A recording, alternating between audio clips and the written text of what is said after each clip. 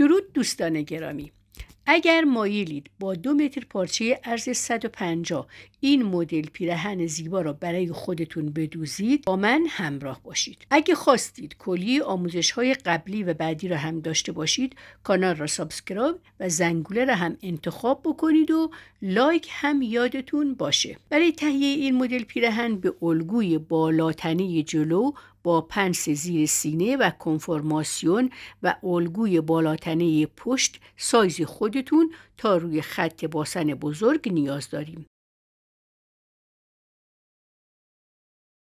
ابتدا از خط کمر الگو رو قیچی می‌کنیم.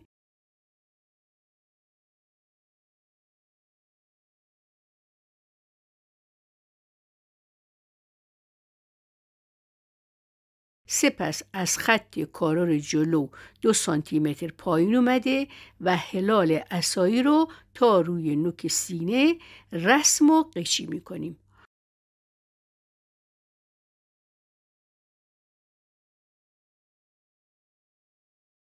پنس کنفرماسیون را میبندیم، از گوشه سرشانه 7 سانتی متر داخل رفته علامت میزنیم، از حلقه گردن 6 تا 8 سانتی متر روی خط وسط جلو پایین اومده و هلال حلقه گردن جدید رو طراحی میکنیم.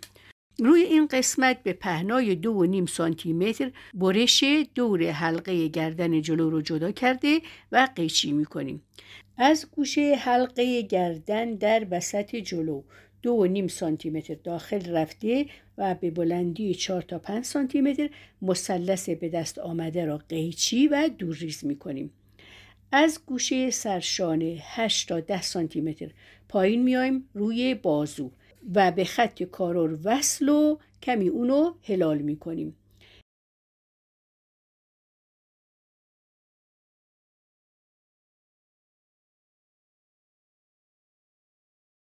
هلال حلقه گردن جلو و بالاتنه جلو رو روی 2 لای بسته پارچه خواهیم گذاشت.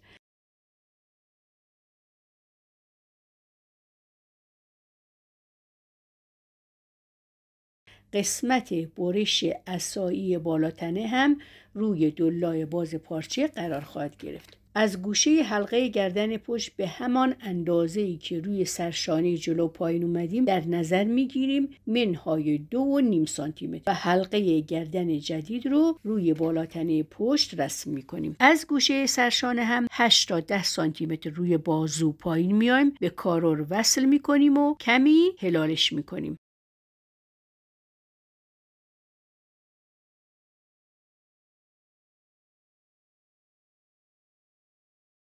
برای آماده کردن دامن قسمت جلو به اندازه قدی که در نظر دارید به قد الگوی کمر تا باسن اضافه می کنیم.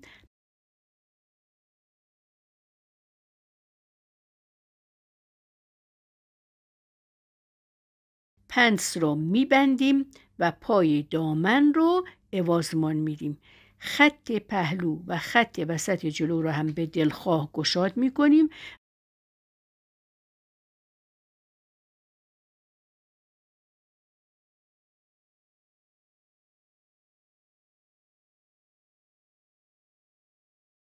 و روی 2 لای بسته پارچه قرار میدیم.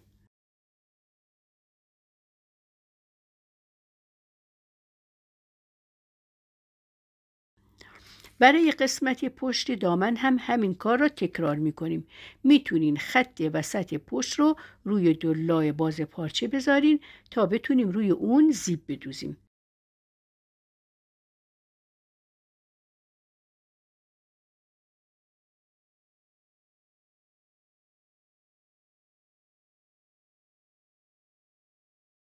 هنگام دوخت ابتدا حلقه گردن جلو، سپس پنس‌های روی عصایی و در نهایت برش عصایی هر 2 طرف بالاتنه دوخته میشه.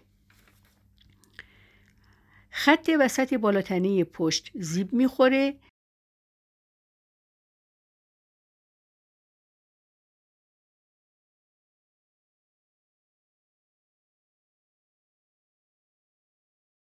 خط پهلوهای هر 2 طرف را هم دوخت میزنیم.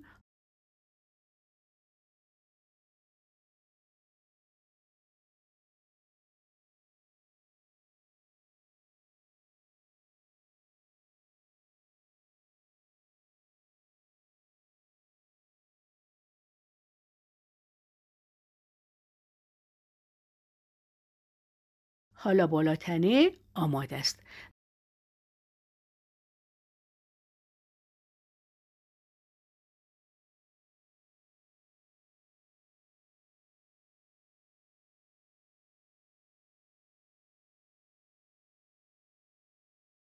برای دوخت دامن هم خط کمر به بالاتنه دوخته میشه.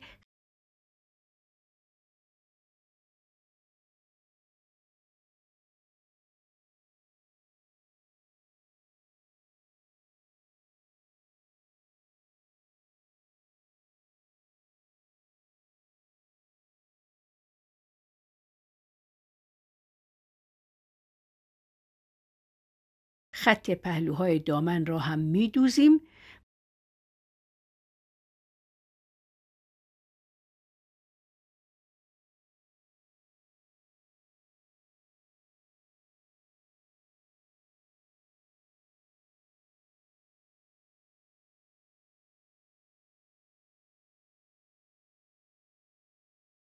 و به همین سادگی پیرهن آماده میشه.